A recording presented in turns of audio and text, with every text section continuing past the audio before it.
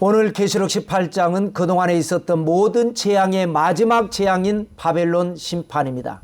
바벨론은 인류 최초의 영웅 니무롯이 하나님을 대적하기 위해서 세운 도시국가입니다. 어떻게 대적합니까? 문명입니다. 물론 문명 자체는 나쁘지 않습니다. 그러나 편리한 문명으로 하나님을 대체하게 되고 하나님을 필요로 하지 않게 되는, 그래서 결국은 죄가 되는 것입니다. 바벨은 아카드어로 신들의 문이라고 하는 뜻입니다. 세상의 모든 신들이 이 바벨론 문으로 모이게 됩니다. 그래서 문명이 발달합니다. 그러나 부작용도 있습니다. 신들이 많다 보니까 충돌이 일어납니다. 그래서 히브리어로는 바벨을 혼란으로 해석을 합니다. 이 바벨론에 대해서 구약 성경 선지자들은 여러 가지 표현을 했습니다. 이사야는 여러 왕국의 여주인이다. 에레미야는 세상의 망치다. 세상을 다 두들겨 팬다라는 거죠. 또 온 세계를 멸하는 멸망의 산이다. 그런가 하면 다니엘서에는 하나님을 대적하는 4대 제국의 첫 단추 금신상 금머리를 표현을 했습니다. 그리고 이제 그 뒤에 나오는 페르시아, 헬라, 로마, 그리고 열불 7머리가 연합된 나라, 이 모든 나라들이 결국 바벨론으로부터 시작이 되는 것입니다. 계시록 5장부터 시작된 재앙은 18장 바벨론 심판으로 마지막 장식을 합니다. 오늘 계시록 18장 내용은 세 가지인데요. 1절부터 3절까지는 다른 천사가 외치는 내용입니다. 그리고 이제 4절부터 20절까지 내용이 긴 이 내용은 다른 음성이 외친 내용을 기록한 것입니다. 그리고 21절부터 24절까지는 힘센 천사가 외친 내용이 되겠습니다. 그런데 1절부터 24절까지 계속 반복되는 내용이 많습니다. 주로 심판에 대한, 바벨론 심판에 대한 내용입니다. 왜 반복을 할까? 두 가지를 생각할 수 있는데, 하나는 내용적으로 그만큼 심판이 무섭고 무서우며 강하고 강하며 계속되는 이런 것을 아마 의미하기 위한 것. 그런가 하면 이제 구조적으로 이 계시록 18장을 하나의 책으로 본다면 앞에 프롤로그, 머릿말이죠. 그리고 중간에 내용, 본문 내용, 그 다음에 뒤에 에필로그, 꼬릿말. 그러니까 프롤로그에 나온 내용이 본문에도 나오고 본문에 나온 내용이 또 뒤에 꼬릿말에도 나오고 이러다 보니까 반복이 되는 것이다. 저는 그렇게 생각을 하고, 자, 첫 번째로 가겠습니다. 바벨론 심판에 대한 프롤로그입니다. 머릿말 1절입니다. 이 일 후에 다른 천사가 하늘에서 내려오는 것을 보니 큰 권세를 가졌더라. 그의 영광으로 땅이 환하여지더라. 자, 다른 천사는요, 계시록 16장에 하나님의 진노의 7 대접을 담당했던 7 천사들 중에 그 대접 하나씩 쏟을 때마다 이제 재앙이 맺었습니다. 그런데 장이 밖에서 계시록 17장에서 큰 음녀 심판할 때에 7 천사 중에 한 천사가 요한에게 이 내용을 설명을 했었습니다. 그리고 오늘 계시록 18장에는 다른 천사, 그랬으니까 그 7 천사 중에 17장에서 설명한 한 천사 말고 나머지 6 천사 중에 다른 천사라고 하는 내용이 되겠습니다. 자, 이 다른 천사가 하늘에서 내려옵니다. 이제 다음 장 계시록 19장에서 있을 예수님의 재림을 준비하는 하나의 모션이 되겠습니다. 그런데 이 하늘에서 내려온 다른 천사가 큰 권세를 가졌다. 천사는 여러 급이 있습니다. 급이 다 다르고 역할도 다양합니다. 성도도 마찬가지죠. 각자 믿음의 분량을 따라 은사가 다르고 또 상급도 다릅니다. 자, 그런데 그의 영광으로 땅이 환하여지더라. 아까 천사가 큰 권세를 가졌다 그랬는데 세상에서의 권세의 개념은 이기적입니다. 군림하는 것이죠. 그런데 하나님이 주시는 권세는 이타적입니다. 섬기는 겁니다. 큰 권세를 가진 이 천사가 자기가 가진 권세로 땅을 환하게 만드는 겁니다. 그 다음에 2절과 3절은 천사의 3가지 외침인데요. 바벨론 심판에 대한 핵심 요약, 그래서 프롤로그입니다. 먼저 하나는 멸망을 선포합니다. 2절입니다. 힘찬 음성으로 외쳐 이르되 무너졌도다 무너졌도다 큰 성 바벨론이여. 중략했습니다. 자, 무너졌도다라고 하는 표현을 2번 합니다. 그리고 큰 성 바벨론이여. 모든 문명이 잘못된 것은 아닙니다. 하나님께서 인간에게 지혜를 주신 것은 문명을 일으키라고 주셨습니다. 그런데 사탄도 인간에게 지혜를 줍니다. 우리는 그걸 지혜라고 하지 않냐고 꾀라고 합니다. 그 꾀를 가지고 하나님을 대적하는 문명을 일으킨 것이 바로 바벨론이라고 하는 것입니다. 사탄이 일으킨 바벨론 문명은 철옹성입니다. 금강불개입니다. 절대 무너질 것 같지 않았던 바벨론이 하나님의 때가 되니까 하나님의 권세로 무너집니다. 그것이 바로 하나님의 나라가 이제 완성되어 가는 첫 단추가 됩니다. 그 다음에 원인 선포입니다. 멸망의 원인입니다. 왜 바벨론은 멸망했는가? 2절 아까 끄는 자리 이후부터 귀신의 처소와 각종 더러운 영이 모이는 곳과 각종 더럽고 가증한 새들이 모이는 곳이 되었도다. 문명이 발달하는 과정에서 바벨론은 귀신의 처소가 되어버렸습니다. 이름부터가 신들의 문입니다. 온갖 세상의 잡신들이 들어왔습니다. 그래서 더러운 영이 모이고 가증한 새들이 모이고 거룩함이나 경건함은 눈 씻고 찾아볼래야 찾아볼 수가 없습니다. 오직 하나님 이게 아닙니다. 오직 물질 만능주의로 빠져버렸습니다. 사랑은 없고 증오만 있습니다. 의리는 없고 배신만 난무합니다. 정의는 없고 불의가 나타납니다. 희망은 없고 절망입니다. 그 다음에 이제 결과 선포인데요. 이것은 멸망의 결과가 아니라 아까 말했던 원인의 결과입니다. 3절에 그 음행의 진노의 포도주로 말미암아 만국이 무너졌으며 또 땅의 왕들이 그와 더불어 음행하였으며 땅의 상인들도 그 사치의 세력으로 치부하였도다 하더라. 하나님이 주신 지혜로 문명을 발달시킨 것까지는 좋은데, 그런데 문명이 발달하면서 하나님을 떠나기 시작합니다. 하나님 없이도 안전합니다. 과거 원시시대에는 맹수도 있고 여러 가지 자연 재난이 있었습니다. 인간인 그것을 극복할 수가 없었습니다. 그러나 문명이 발달하고 나니까 하나님 없이도 안전하고 하나님 없이도 행복합니다. 이것이 바로 영적인 음행이라고 하는 것입니다. 그 결과로 멸망했다라는 것입니다. 또 하나의 결과를 뽑아본다면 사치입니다. 사치는 뭡니까? 분수에 지나친 삶을 말을 합니다. 여러분, 모든 인류가 분수에 맞는 생활을 한다면 당장 천국은 이루어질 것입니다. 분수에 맞지 않는 생활을 추구하다 보니까 갈등을 하게 되고 죄를 짓게 되고 하나님을 대적하게 되는 것입니다. 자, 그런데 중요한 것은요, 이 사치라고 하는 단어에 세력이라고 하는 단어가 붙어 있습니다. 사치의 세력. 여러분, 시장은 여러 가지 상품을 사고 파는 일정한 장소입니다. 가지고 있는 사람은 팔고 필요한 사람은 사는 겁니다. 그런데 이 사치의 세력이 사치를 쫓는 탐욕을 이용해서 죄를 퍼뜨립니다. 그 중에 하나가 매점매석이죠. 부당한 이득을 취하기 위해서 팔아야 할 물건을 안 팔고 기다렸다가 값을 올려서 팝니다. 상품뿐만 아닙니다. 매간매직, 벼슬도 부당하게 사고 팝니다. 또 고리대금, 마약, 밀수, 성매매. 언젠가 설문조사를 했습니다. 어린 학생들에게 많은 돈을 받는 조건으로 사람을 죽이고 감옥에 갈 수 있느냐 했을 때 갈 수 있다라고 말을 했습니다. 이것이 바로 사치의 세력입니다. 돈을 얻을 수 있다면 무슨 짓이든지 하겠다. 이것이 바로 사탄의 미혹입니다. 그래서 하나님의 진노의 포도주 잔을 마시고 그래서 만국이 무너지고 그것이 바로 바벨론 심판이다 라는 것입니다. 자, 둘째로 바벨론 심판에 대한 본문 내용이 되겠습니다. 4절부터 20절까지 긴 내용입니다.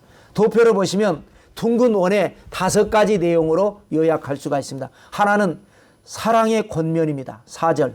또 내가 들으니 하늘로부터 다른 음성이 나서 이르되 내 백성아 거기서 나와 그의 죄에 참여하지 말고 그가 받을 재앙들을 받지 말라. 자, 이해도 보십시오. 하나님의 사랑이 나타납니다. 바벨론을 심판하시기 전에 먼저 마지막으로 또 한 번 더 구원받을 백성들을 챙기고 있습니다. 내 백성아, 거기서 나와. 회개하라는 거죠. 거기 있지 말고 나와. 그의 죄에 참여하지 말고 변화를 촉구하는 거죠. 그가 받을 재앙들을 받지 말라. 구원을 말씀하고 있는 것입니다. 자, 그런데 상급, 중급까지는 성도라고 표현을 했는데 이 하급입니다. 여기는 백성이라고 표현을 합니다. 나의 백성이라고 표현을 합니다. 자, 그 다음에 준엄한 지적을 합니다. 바벨론이 왜 심판을 받는가? 5절과 6절. 그의 죄는 하늘에 사무쳤으며 하나님은 그의 불의한 일을 기억하신지라. 그가 준 그대로 그에게 주고 그의 행위대로 갑절을 갚아주고 그가 섞은 잔에도 갑절이나 섞어 그에게 주라. 그랬습니다. 바벨론의 죄는 하늘에 사무쳤습니다. 우리 사람들도 늘 죄를 짓지만 그러나 이 바벨론의 죄는 하늘에 사무친 죄입니다. 아콜 루데오, 사무쳤다. 헬라입니다. 깊이 스며들었다. 뼈에 사무치다. 골수에 사무치다. 좋으신 하나님이시지만 바벨론의 불의를 잊지 않고 기억하고 계십니다. 그래서 그가 준 그대로, 이 바벨론이 심은 그대로, 그의 행위대로 바벨론이 인류에게 뭘 줬습니까? 처음에는 이로움을 줬습니다. 문명이니까요. 그런데 나중에는 해로움을 준 것입니다. 그래서 그 해로움을 준 그대로 갚아주겠다. 또 섞은 잔에도 갑절이나 섞어주라. 자, 섞었다는 것은 인위적인 것을 의미합니다. 물 흐르는 대로 순천자로 사는 것이 아니라 악의적으로 인위적으로 흐르는 물을 거슬러서 사는 역천자. 또 7절 보실까요? 그가 얼마나 자기를 영화롭게 하였으며 사치하였든지 그만큼 고통과 애통함으로 갚아주라. 그가 마음에 말하기를 나는 여왕으로 앉은 자요 과부가 아니라 결단코 애통함을 당하지 아니하리라 하니. 이것이 바로 바벨론 문명의 교만입니다.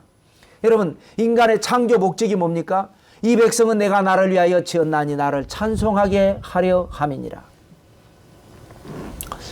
그래서 우리 모든 사람의 목적이 하나님의 영광이 되어야 합니다. 그러나 문명이 발달하고 나니까 하나님을 따르지 않습니다. 하나님을 찬양하지 않습니다. 물질을 찬양합니다. 물질을 따라갑니다. 하나님을 영화롭게 하지 않습니다. 자기를 영화롭게 합니다. 그래서 사치를 합니다. 분수에 지나칩니다. 일반 소시민들의 사치는요, 나보다 잘 사는 사람을 흉내내려고 합니다. 그러나 큰 성공을 거둔 문명의 이기를 맛본 사람이나 단체는 하나님을 흉내냅니다. 그래서 하나님을 대적하게 되는 겁니다. 그만큼 고통과 애통으로 갚아주라. 이것이 바로 바벨론 심판이라는 것입니다. 뿐만 아니라 바벨론은 스스로 말합니다. 나는 여왕으로 앉은 자요 과부가 아니다. 엄청난 자부심, 자만심. 그러므로 나는 결단코 애통을 당할 일이 없을 것이다. 발칙한 교만입니다. 물질 문명에 미혹되면 이렇게 됩니다. 천상천하 유아독전에 빠져버립니다. 자, 8절 볼까요? 그러므로 하루 동안에 그 재앙들이 이르리니 곧 사망과 애통함과 흉년이라. 그가 또한 불에 살라지리니 그를 심판하시는 주 하나님은 강한 신자이심이라. 결코 애통함을 당하지 않으리라 했는데 하나님의 때가 되니까 하루 동안에 재앙들이 임하기 시작합니다. 하루도 긴 시간입니다. 이제 좀 이따 계속 나오는 표현에 보니까 1시간에 망하였도다. 이런 표현이 3번이나 더 나옵니다. 바벨론이 대단하기는 해도 심판하시는 하나님과 비교할 수가 없죠. 비교 자체가 불가능한 겁니다. 하나님은 강하신 하나님이십니다. 자, 세 번째로 넘어가서 심판일입니다. 바벨론 심판을 애석해 하는 왕들의 모습을 담았습니다. 9절과 10절입니다. 그와 함께 음행하고 사치하던 땅의 왕들이 그가 불타는 연기를 보고 위하여 울고 가슴을 치며 그의 고통을 무서워하여 멀리 서서 이르되 화잇도다 화잇도다 큰 성 견고한 성 바벨론이여 한 시간에 내 심판이 이르렀다 하리로다. 자, 문명을 악용해서 죄를 짓는 가장 첫 번째 부류는 왕들입니다. 이 왕들은 바벨론과 더불어서 함께 음행을 하고 함께 사치를 했었습니다. 그러다 보니까 바벨론이 망하고 나니까 마치 장난감을 빼앗긴 어린아이처럼 왕들이 바벨론 심판을 바라보면서 가슴을 치면서 화이토다 화이토다 하면서 울어 제칩니다. 무서워서 가까이 가지도 못합니다. 멀리서라 그랬습니다. 탄식합니다. 큰 성, 견고한 성 바벨론이여. 이 표현이 어떻습니까? 애착이 여전하죠. 큰 성, 견고한 성 바벨론이여. 그 다음에 한 시간에, 아까는 하루에 그랬는데 이제는 한 시간에 내 심판이 이르렀도다. 처절한 허물을 표시하고 있습니다. 자, 네 번째로는 심판 2가 되겠습니다. 바벨론 심판에 대한 상인들의 애통. 아까는 왕들의 탄식, 이번에는 상인들입니다. 11절입니다. 땅의 상인들이 그를 위하여 울고 애통하는 것은 다시 그들의 상품을 사는 자가 없음이라. 바벨론 문명을 일으키고 혜택 입은 사람 두 번째 부류 상인들. 애착이 강할 수밖에 없죠. 그러다 보니까 심판을 당하는 바벨론을 보면서 울고 애통합니다. 왜냐? 그들의 상품을 사는 자가 없습니다. 경제 공황을 의미합니다. 경제 공황은 이 상품의 생산과 소비의 균형이 깨지면서 산업이 침체되고 금융, 은행이나 주식 상태가 나빠지고 그래서 파산하고 실직하는 엄청난 이제 비극입니다. 인류는 세계 경제 대공황을 겪은 적이 있습니다. 1929년 미국에서 시작된 경제 위기가 10년 동안 전 세계를 강타했습니다. 당시 공황은요, 심리적인 요인이 많았습니다. 그래서 10년 만에 극복할 수가 있었습니다. 그러나 바벨론 심판에 의한 경제 공황은 심리적인 요인보다도 실질적인 요인이 강합니다. 가장 대표적인 게 뭐냐? 인구 감소입니다. 심각한 인구 감소. 여러분, 이 상품이라는 것은 문명이 발달하면 할수록 스위치만 누르면, 기계만 돌리면 자동 생산이 돼버립니다. 그런데 심각한 저출산, 그리고 데려감을 당한 사람들, 재앙으로 인해서 죽은 사람들, 이제 상품을 살 사람이 없습니다. 수요에 따라서 공급을 늘리고 줄이고 할 수 있지만 기계가 뽑아내는 상황에서 살 사람이 없는 겁니다. 그 다음에 12절과 13절인데요. 그 상품은 금과 은과 보석과 진주와 세마포와 자주옷감과 비단과 붉은 옷감이요 각종 향목과 각종 상아 그릇이요 값진 나무와 그리와 철과 대리석으로 만든 각종 그릇이요 계피와 향료와 향과 향료와 유향과 포도주와 감람류와 고운 밀가루와 밀이요 소와 양과 말과 수레와 종들과 사람의 영혼들이라. 대략 보니까 29가지 상품 목록이 좀 지루하게 나옵니다. 인류 역사에서 가장 잘 팔리던 상품들입니다. 금과 은과 보석과 비단과 상아와 대리석과.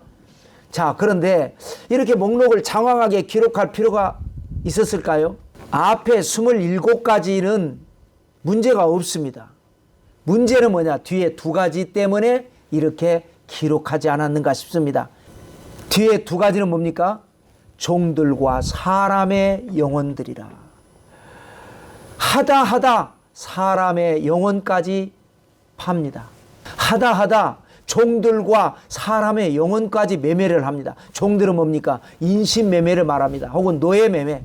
영혼들은 뭡니까? 사탄 문화와 연결이 돼서 사탄에게 팔아버립니다. 14절입니다. 바벨론아 내 영혼이 담아둔 과일이 내게서 떠났으며 맛있는 것들과 빛난 것들이 다 없어졌으니 사람들이 결코 이것들을 다시 보지 못하리로다. 영혼이 담아둔 원래의 과일은 선악을 알게 하는 과일이었습니다. 선악을 안다는 건 뭡니까? 판단한다는 겁니다. 판단하다 보니까 정죄까지 하게 되고 그것이 죄의 뿌리가 되는 것입니다. 여러분, 성도를 양으로 비유하는 이유가 뭔지 아십니까? 양은 분별력이 없습니다. 목자의 음성만 분별합니다. 그래서 목자의 음성 듣고 따라갑니다. 나머지는 상황 판단을 하지 못합니다. 여러분, 우리가 사람을 보고 저 사람 좋다, 저 사람 나쁘다, 이것이 아주 위험한 죄가 될 수도 있습니다. 모든 인간은 좋은 점도 있고 나쁜 점도 있습니다. 내가 판단해서 저 사람이 나쁜 사람이다 라고 하는 것은 하나님 앞에 아주 큰 죄가 됩니다. 내가 나쁘다고 생각하는데 하나님이 그 영혼을 사랑할 수도 있지 않습니까? 그런데 바벨론은 그러한 탐하던 과의를 가지고 판단하고 정죄하면서 문명을 이끌었고 그 문명으로 하나님을 대적하고 사람을 억압했습니다. 그런데 그것들이 다 이제는 없어지고 다시 보지 못하게 될 것이다. 자, 그 다음에 심판 3입니다. 바벨론 심판을 지켜보는 이제 선장과 선원들입니다. 심판 1은 왕들의 관점, 심판 2는 상인들의 관점, 심판 3은 선장과 선원들의 관점. 그러니까 내용은 계속 반복되는 겁니다. 15절과 16절 바벨론으로 말미암아 치부한 이 상품의 상인들이 그의 고통을 무서워하여 멀리 서서 울고 애통하여 이르되 화이또다 화이또다 큰 성이여 세마포옷과 자주옷과 붉은 옷을 입고 금과 보석과 진주로 꾸민 것인데. 자, 지금까지 내용을 또 다시 반복하죠. 대상만 바뀐 것이죠. 또 17절 그러한 부가 한 시간에 망하였도다. 모든 선장과 각처를 다니는 선객들과 선원들과 바다에서 일하는 자들이 멀리 서서, 자, 선장과 선객들, 승객을 말하죠. 선원들, 바다에서 일하는 자들. 이 바벨론 문명은 육지에서 시작을 했습니다. 그러나 획기적으로 발전한 것은 바다입니다. 해양 문명입니다. 여러분, 농사는 심는 수고와 익기를 기다리는 과정을 거쳐야만 합니다. 그 와중에 여러 가지 방해 요소가 많죠. 벌레가 와서 내가 열심히 심어놓은 이 농작물에 벌레가 와서 갉아먹고 가뭄이 들기도 하고 홍수가 찾아오기도 하고 한발이 찾아오기도 하고 그러면 헛수고가 되는 경우도 많습니다. 그러나 바다는 그렇지 않습니다. 그러한 과정이 없습니다. 가서 잡아오기만 하면 됩니다. 그런데 그것은 하나님이 인간에게 주신 은총의 선물이었습니다. 문제는 뭐냐? 여기에서 끝나는 것이 아니라 인간의 욕심이 끝을 몰라서 바닷길을 개척을 해서 무역을 하고 또 더 나아가서 식민지를 개척을 하면서 전쟁을 하고 사람을 죽이고 사람을 억압하는 이것이 우리 인류의 역사에서 있었습니다. 18절과 19절입니다. 그가 불타는 연기를 보고 외쳐 이르되 이 큰 성과 같은 성이 어디 있느냐 하며 티끌을 자기 머리에 뿌리고 울며 애통하여 외쳐 이르되 화이또다 화이또다 이 큰 성이여 바다에서 배부리는 모든 자들이 너의 보배로운 상품으로 치부하였더니 한 시간에 망하였도다. 여러분, 불타는 연기, 심판의 불이죠. 이걸 보고 충격을 받습니다. 와, 어떻게 이런 큰 성이 하루아침에 망할 수 있는가? 막 티끌을 자기 머리에 뿌리고 막 자책하고 자해합니다. 화이또다 화이또다 무너졌도다 무너졌도다. 여러분, 물질은 하나님이 주신 것입니다. 활용하고 선용해서 하나님께 영광 돌리고 모두가 유익해지라고 주신 것인데 이 선용이 아니라 악용을 하고 악용을 함으로 인해서 문제가 생기게 된 것입니다. 20절입니다. 하늘과 성도들과 사도들과 선지자들아 그로 말미암아 즐거워하라. 하나님이 너희를 위하여 그에게 심판을 행하셨음이라 하더라. 자, 18장 계시록 18장은요 세상에 속한 사람들에게 이 바벨론 심판의 메시지를 전하는 겁니다. 하늘에 속한 사람들에게는 딱 두 개의 절만 나옵니다. 첫 번째는 아까 4절에 내 백성아 거기서 나와 그의 죄에 참여하지 말고 그가 받을 재앙들을 받지 말라라고 했던 말씀이고요. 데려감을 당하지도 못했고 또 보호하심도 받지 못해서 그러나 하급 구원 받았지만 결국 그러나 버림당하지 않고 구원을 받는 사람들. 자, 그 다음에 또 하나의 표현은 여기 20절 이미 데려감을 당한 사람들, 성도들과 사도들과 선지자들아 그랬지 않습니까? 하늘에 속한 자들에게 뭐라 그럽니까? 그로 말미암아 즐거워하라. 그가 뭡니까? 바벨론 심판입니다. 바벨론 심판으로 말미암아 즐거워하라. 그래서 여러분, 이 바벨론 심판은 누군가에게는 기쁨입니다. 하나님께 속한 자들에게는 기쁨입니다. 또 누군가에게는 재앙입니다. 세속에 속한 자에게는 재앙이 될 것입니다. 고린도전서 1장 18절에 십자가의 도가 멸망하는 자들에게는 미련한 것이요 구원을 받는 우리에게는 하나님의 능력이라 했던 것과 같습니다. 계시록의 모든 심판은 땅에 속한 자에게 임한 겁니다. 하늘에 속한 자에게는 재앙이 아닙니다. 심판이 아닙니다. 구원이요 보상이요 상급이 될 것입니다. 그래서 출구하라는 겁니다. 너희를 위하여 행하신 하나님의 심판이다. 자, 이제 마지막 세 번째로 바벨론에 대한 심판 에필로그 21절부터 24절까지 되겠습니다. 에필로그는 꼬릿말이죠. 그러니까 앞에 프롤로그에서 나왔던 내용, 또 본문 내용에서 나왔던 내용이 또 추가적으로 강조해서 나오는 겁니다. 계속 바벨론 심판이 반복적으로 나오는 것입니다. 자, 이 내용을 정리를 하면 결코 다시라고 하는 표현이 6번 나옵니다. 영어로 never again, never again. 자, 첫 번째 never again은요 21절입니다. 이에 한 힘센 천사가 큰 맷돌 같은 돌을 들어 바다에 던져 이르되 큰 성 바벨론이 이같이 비참하게 던져져 결코 다시 보이지 아니하리로다. 에필로그는 다시 천사가 마무리합니다. 그리고 큰 맷돌이 나옵니다. 맷돌은 문명의 시초를 의미합니다. 맷돌은 자연에서 얻은 곡물을 가공하는 기구입니다. 여기에서부터 문명이 시작되는 것입니다. 그런 맷돌을, 그러니까 문명을 바다에 던져버립니다. 그러면서 선포하기를 큰 성 바벨론 never again, 결코 다시 보이지 않게 될 것이다. 자, 그 다음에 이제 두 번째, 세 번째, 네 번째 never again은 22절 안에 나옵니다. 또 검은 곳 타는 자와 풍류하는 자와 퉁소 부는 자와 나팔 부는 자들의 소리가 결코 다시 내 안에서 들리지 아니하고 어떠한 세공업자든지 결코 다시 내 안에서 보이지 아니하고 또 맷돌 소리가 결코 다시 내 안에서 들리지 아니하고 해서 세 번 나오죠. 자, 같은 의미의 다른 표현입니다. 두 번째 이 네버어게는 검은고, 풍류, 퉁소, 나팔, 이 문명의 발달로 말미암은 인간의 모든 즐거움을 말합니다. 이 즐거움의 소리가 결코 들리지 않을 것입니다. 그 다음에 이제 세 번째 네버어게는 세공업자들도 결코 다시 보이지 않을 것이다. 맷돌이 곡물을 가공하는 것처럼 세공은 보석을 가공하는 것이죠. 정확하게 표현하면 비전문가가 봤을 때는 그냥 돌입니다. 이러한 돌을 이 전문가가 잘 발굴을 해서 세공업자에게 맡겨서 가공을 하면 비싼 보석을 만들어내는 것처럼 문명 발전의 한 축을 담당했던 것이 바로 세공업입니다. 그들도 결코 보이지 않게 될 것이다. 그 다음에 네 번째 네버어게는 맷돌 소리입니다. 먼 발치에서 굴뚝에서 연기가 나면 아, 저기 사람이 사는구나. 맷돌 돌아가는 소리 들리면 아, 굶지 않고 먹고 사는구나. 이런 겁니다. 그런데 맷돌 소리가 들리지 않는다. 기근을 얘기하는 겁니다. 그 다음에 나머지 두 개의 네버 어게인은 23절 안에 있습니다. 23절입니다. 등불 빛이 결코 다시 내 안에서 비치지 아니하고 신랑과 신부의 음성이 결코 다시 내 안에서 들리지 아니하리로다. 너의 상인들은 땅의 왕족들이라 내 복술로 말미암아 만국이 미혹되었도다. 자, 다섯 번째 네버 어게인은 등불 빛입니다. 다시는 내 안에서 비치지 않는다. 바벨론 문명을 일으킨 배경에는 하나님이 주신 지혜가 있습니다.